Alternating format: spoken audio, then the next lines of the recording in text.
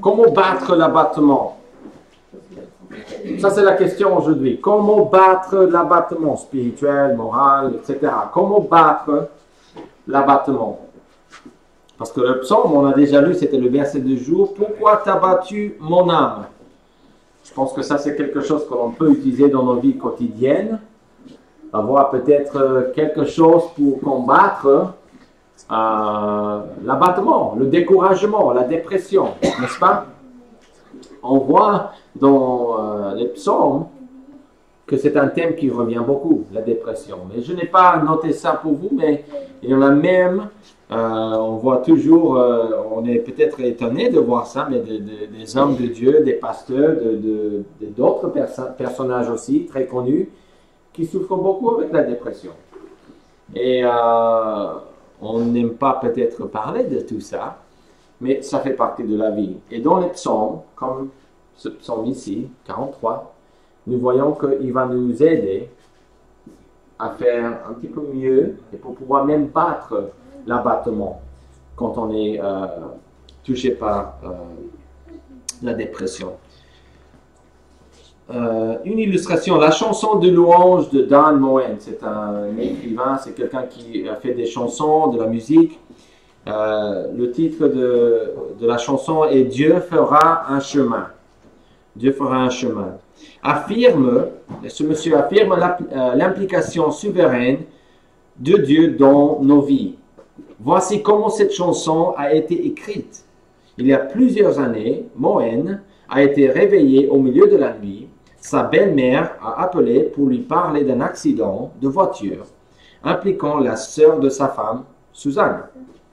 Suzanne et son mari, Craig, et leurs 4 petits garçons étaient en voyage quand l'accident est arrivé. Jérémie, âgé de 8 ans, et le plus âgé des 4 garçons, a été tué sur le coup. Les autres ont été grièvement blessés, alors que Dan et sa femme pleuraient et versaient le cœur au Seigneur. Ils se sentaient impuissants à communiquer de l'espoir et de la grâce à Suzanne et à Craig. Dan a dit que Dieu l'a aidé à traverser la tragédie en lui donnant ces mots. Dieu fera un chemin quand il semble n'y avoir aucun moyen. Il travaille d'une manière que nous ne pouvons pas voir. Il fera un chemin pour moi. Il sera mon guide, me tiendra près de lui, avec de l'amour et de la force pour chaque nouveau jour. Il fera un chemin. Alors, Dan et sa famille, et surtout Suzanne et Craig, ressentaient beaucoup de douleur, de souffrance, de tristesse.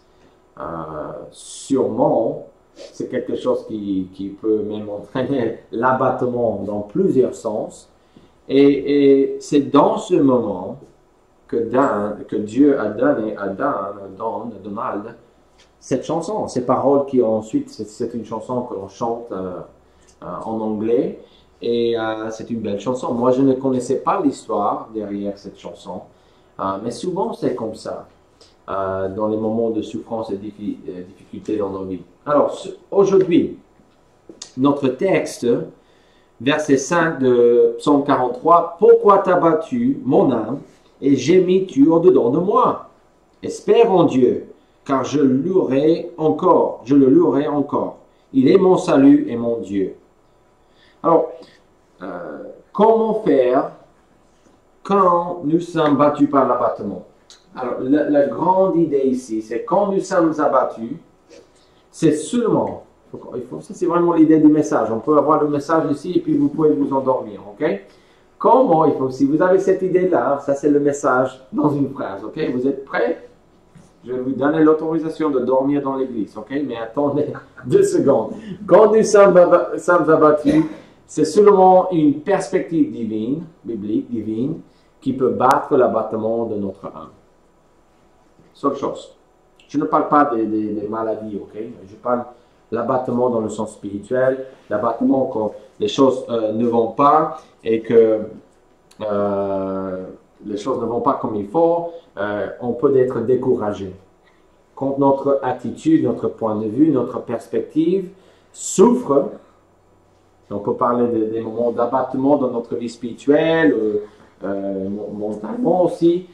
C'est seulement une perspective divine, c'est seulement la parole de Dieu et une pensée qui est parallèle avec ça, qui est en accord avec la parole de Dieu, qui peut nous guérir de ça. Ça, c'est ce que je vais vous proposer de ce psaume. Comment faire comme nous sommes battus par l'abattement? Alors, c'est une bonne question. Comment faire comme nous sommes battus par l'abattement? Dan Moen a trouvé une solution en Dieu quand il a reçu une nouvelle bouleversante. Okay? Il parle de son expérience, mais Dieu lui a parlé, Dieu lui a donné des paroles qui parlent. C'était une perspective divine, ce qu'il a eu. C'était quelque chose que Dieu a fait dans sa vie pour lui dire, fais-moi confiance, je vais t'aider, je ferai un chemin pour avancer, pour continuer à vivre pour moi. Mais comment réagissons-nous devant les problèmes de la vie? L'auteur de Psaume 43 avait des problèmes. En fait, j'ai souligné au moins, dans le texte, on a 5 versets ici, j'ai souligné au moins 11 différentes choses que l'auteur, le psalmiste, celui qui a écrit ces 5 versets, je vais vous montrer dans un instant 11 choses qu'il souligne pour montrer comment les choses n'allaient pas. Parce qu'on parle de l'abattement, mais est-ce que dans le texte on trouve l'abattement? Est-ce que cette personne était découragée? Pourquoi? Qu'est-ce qu'il va nous dire dans ces 5 versets? Mais en étudiant ce psaume, j'ai vu au moins 11 différentes choses. Peut-être nous n'avons pas autant de problèmes que l'auteur du psaume 43, j'espère pas, mais je vous assure que nous avons des problèmes et que parfois nos problèmes nous abattent. Regardons ensemble comment le psalmiste fait pour contourner son abattement. Ça, c'est l'idée aujourd'hui. Comment est-ce que je peux faire si je suis découragé? Est-ce qu'il y a quelque chose dans la parole de Dieu qui peut m'aider? Est-ce qu'il y a peut-être un exercice spirituel que je peux employer ou utiliser dans ma vie spirituelle de tous les jours pour ne plus être découragé, pour ne plus avoir ces idées ou ces pensées que j'ai? Et la réponse est bien oui. Dans la parole de Dieu, nous avons une perspective biblique ou divine de Dieu qui peut nous aider à rester sur l'essentiel et qui peut nous aider à avancer quand il ne semblerait pas être possible. Comme Dan disait, dans une telle situation qu'il se trouvait, il ne voyait pas un chemin. Il ne voyait pas la façon d'avancer. Et dans son chanson, on voit que la chanson dit « Dieu fera un chemin ». Dieu fera un chemin. Dieu va préparer quelque chose. Dieu a déjà quelque chose en place pour vous pendant ce problème que vous avez. Et c'est toujours le cas. Dieu, il prend soin de nous. Alors, avant de vous montrer, on va voir 2 choses ce matin. On va parler du point de vue de l'auteur, ses problèmes, son abattement.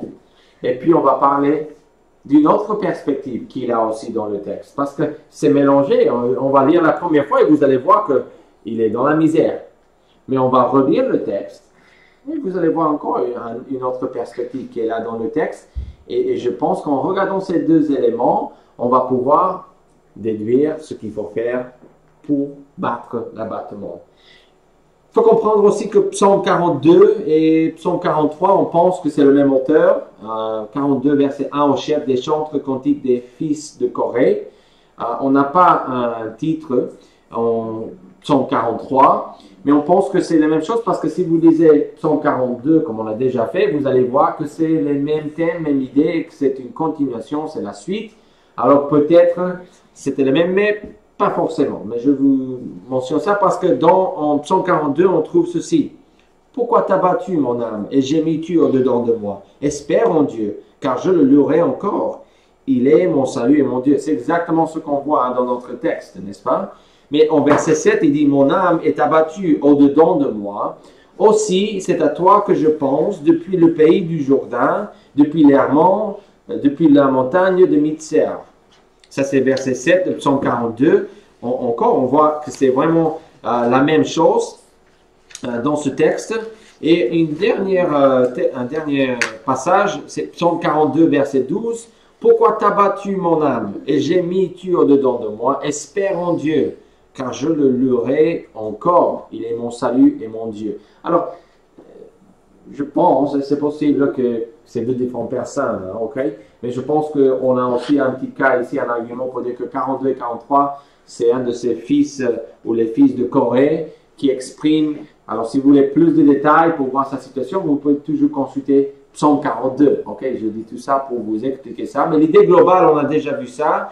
Quand nous sommes abattus, c'est seulement une perspective divine qui peut battre l'abattement de notre âme. Alors, première chose, si vous voulez être comme cet auteur et vous voulez battre l'abattement, le découragement, la dépression qui vient et va dans nos vies quotidiennes, n'est-ce pas? Il faut, comme l'auteur, réaliser que vous avez un problème. L'auteur, il réalise qu'il a un problème. Alors, je vous ai parlé de 11 différentes choses, n'est-ce pas? Pour montrer ça.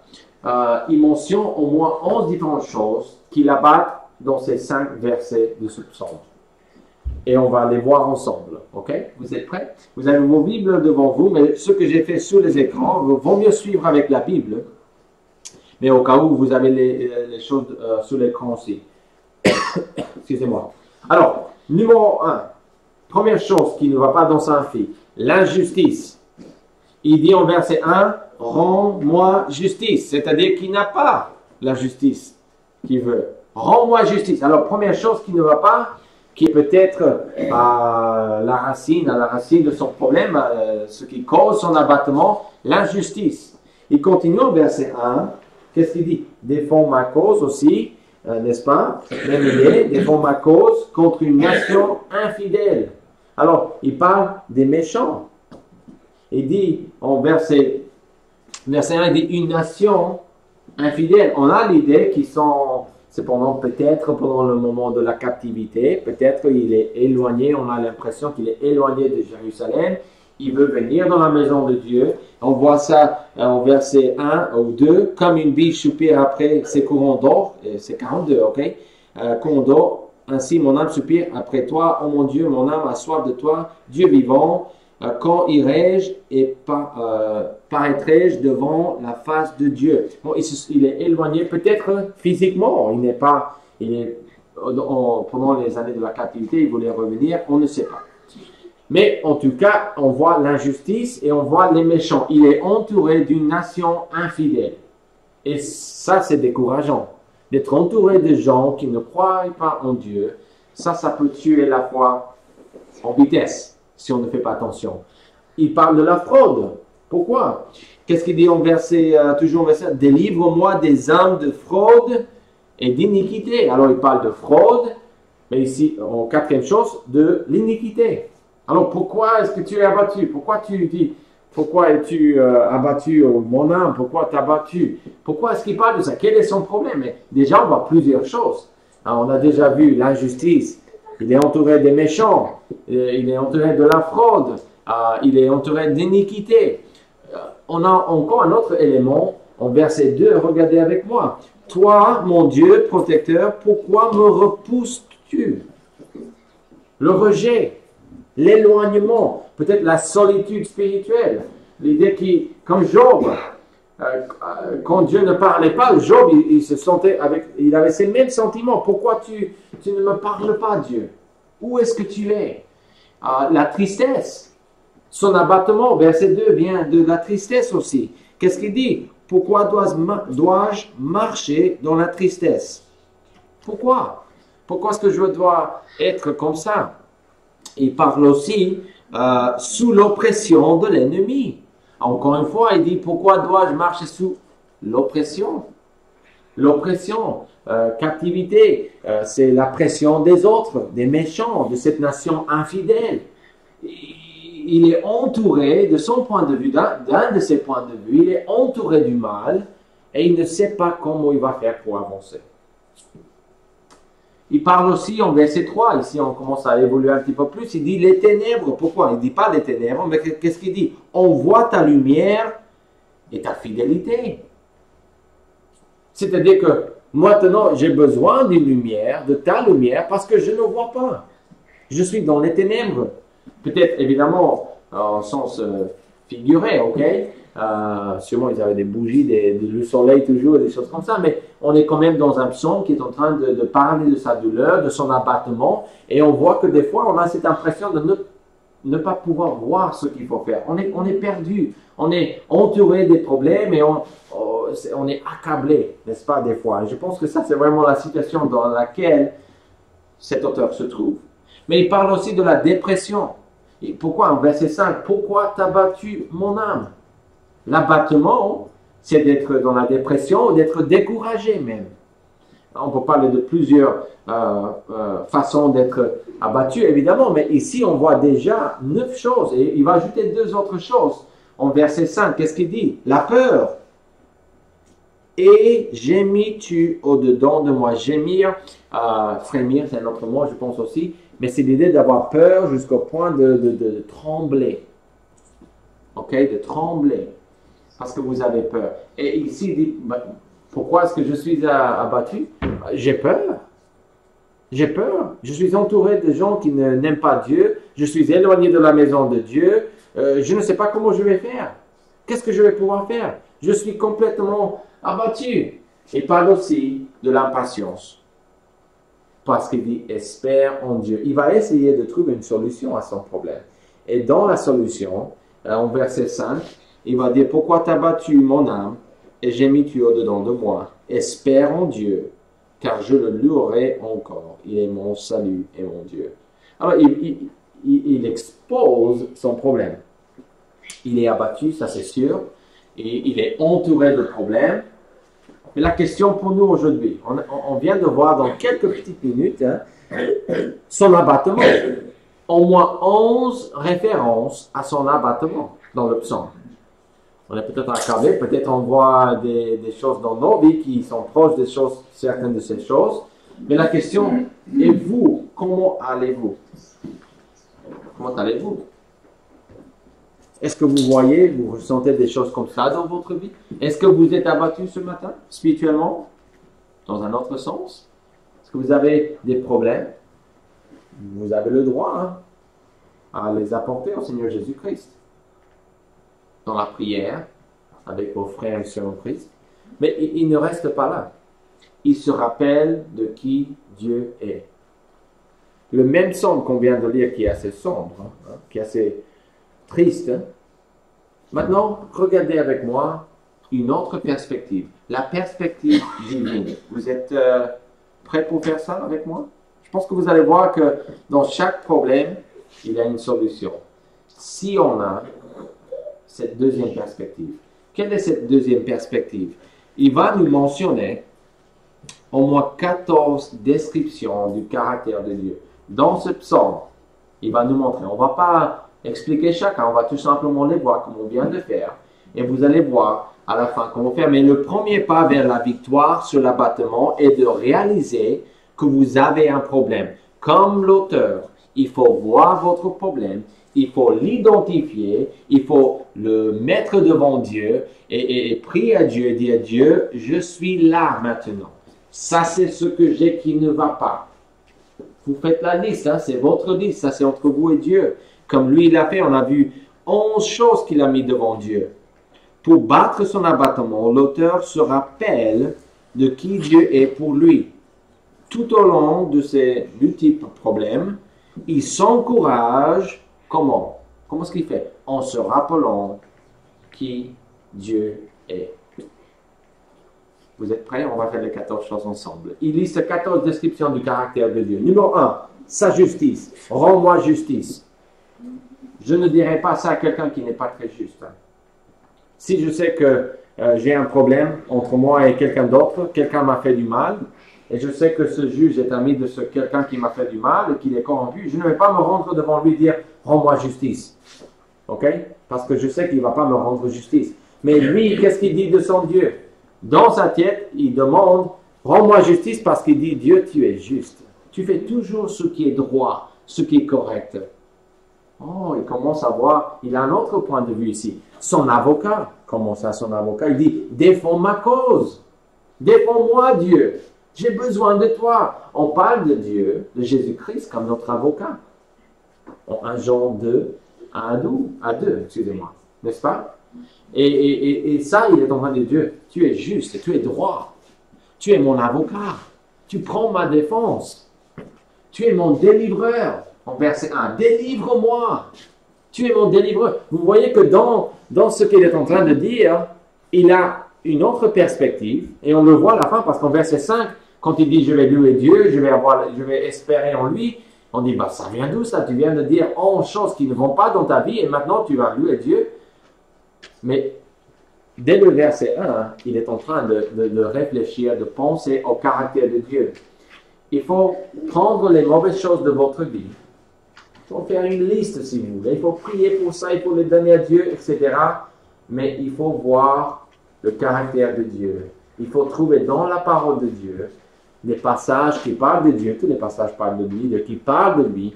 Et il faut mettre ça en évidence. Il faut vraiment penser à ça. C'est ce qu'il fait. Tu es mon délivreur, son Dieu protecteur. En verset 2, qu'est-ce qu'il a dit? Toi, mon Dieu protecteur, c'est toi qui me protèges.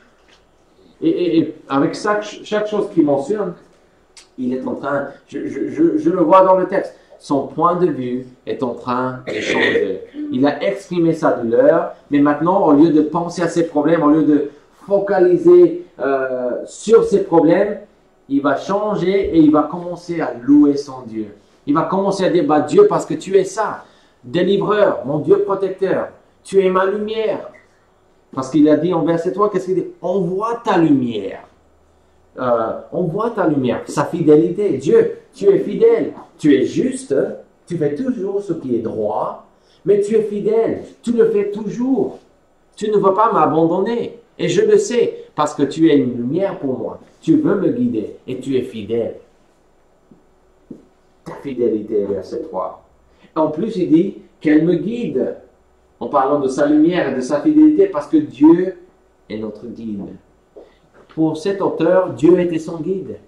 Dieu était celui qu'il fallait suivre.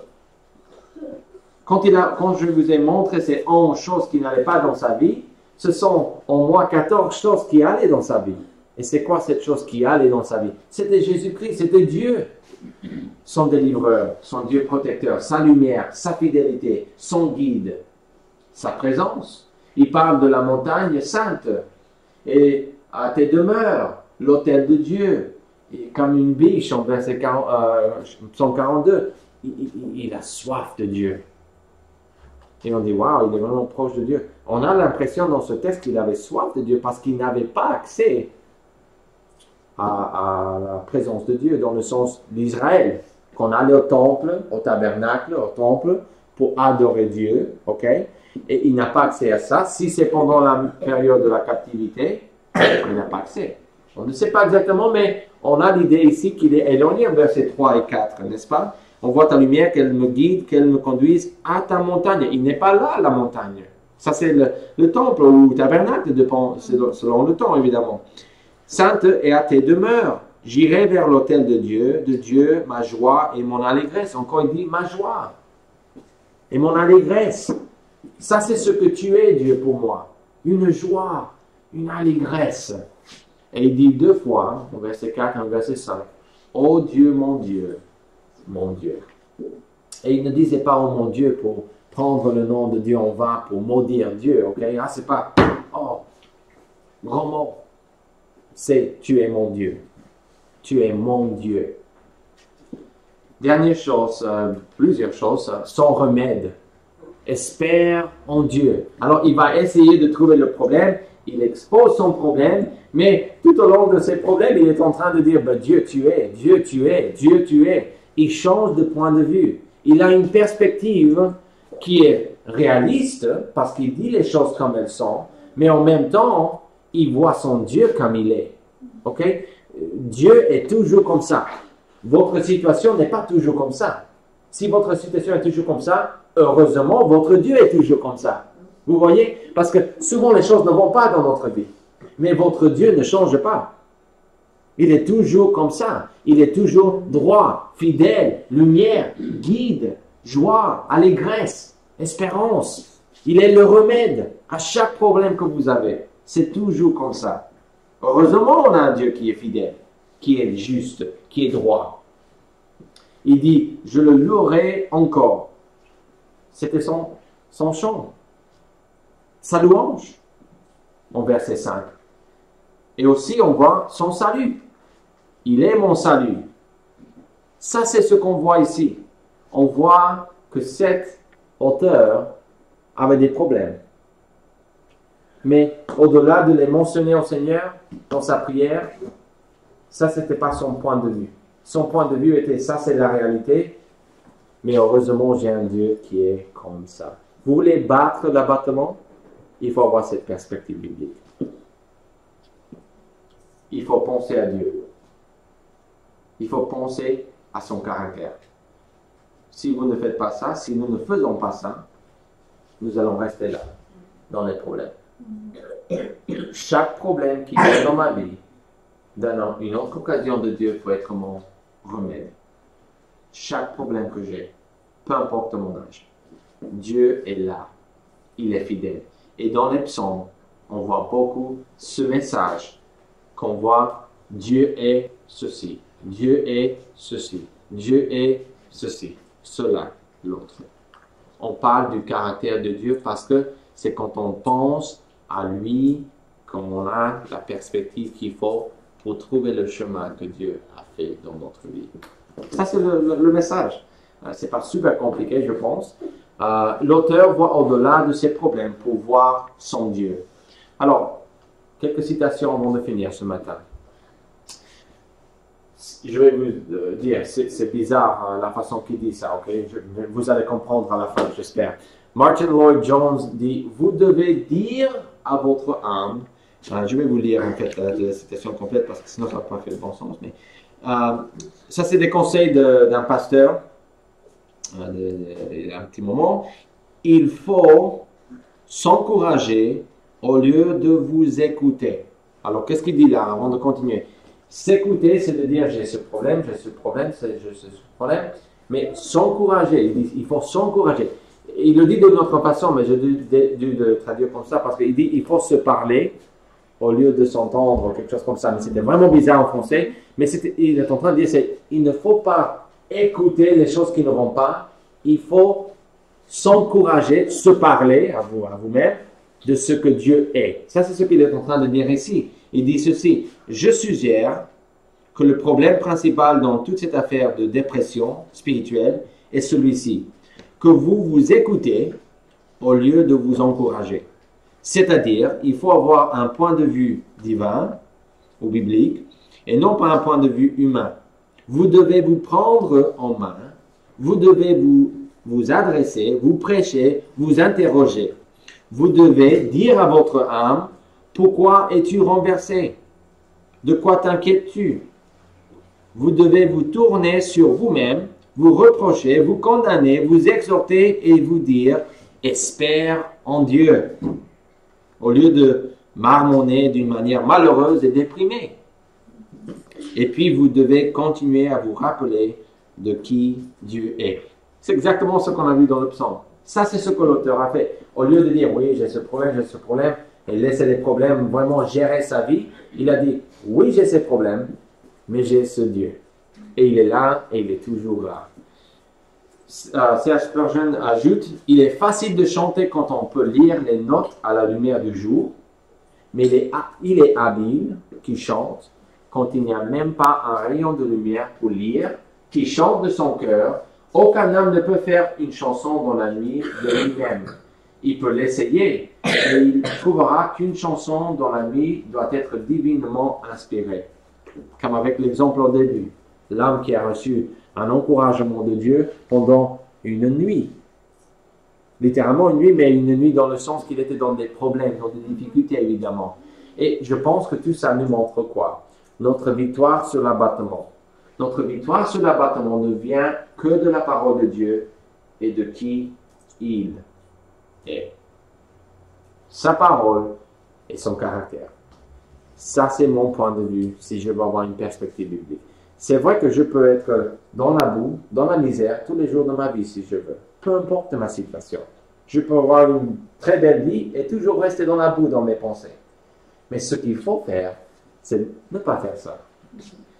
Il faut s'attacher à la parole de Dieu et le caractère de Dieu. Ça, c'est la seule façon de battre l'abattement. C'est un choix conscient. Oui, réaliste, je vais être réaliste, j'ai ça. Mais j'ai ça aussi. Et je vais passer mon temps, je vais fixer mes yeux sur ça, et pas sur ça. Ça, c'est ce que le psalmiste fait, l'auteur fait ici dans ce texte, et c'est ça que nous devons faire. Comme dans l'histoire de Dan Moen, nous avons tous besoin de trouver une chanson de louange pendant la nuit. Élihu, le quatrième vrai ami de Job, en Job 35, 10, dit ceci. Mais nul ne dit, où est Dieu, mon Créateur, qui inspire des chants d'allégresse pendant la nuit? Ces chants d'allégresse dans la nuit, c'est quand je suis dans la misère, quand je suis dans les difficultés, je peux chanter, je peux louer Dieu. Pourquoi? Parce qu'il est mon Dieu. Il est mon Dieu. J'ai les yeux fixés sur lui. Il est mon salut. La seule façon d'être guéri, de battre l'abattement, c'est de louer Dieu, d'espérer en lui, de fixer les yeux vers lui. Et ça, c'est ce que le psalmiste nous invite à faire ce matin. Prions. Père Céleste, merci beaucoup pour ce message. Merci pour les principes bibliques que nous voyons ici dans ce texte. Merci beaucoup, Seigneur, que notre point de vue dans cette vie, notre attitude de tous les jours ne devrait pas dépendre des problèmes que nous avons à droite et à gauche, mais notre vie, notre perspective, notre attitude devrait être basée sur toi. Quelle stabilité, Seigneur, si c'est le cas pour nous. Aide-nous aujourd'hui, Seigneur, au nom de Jésus-Christ. Amen.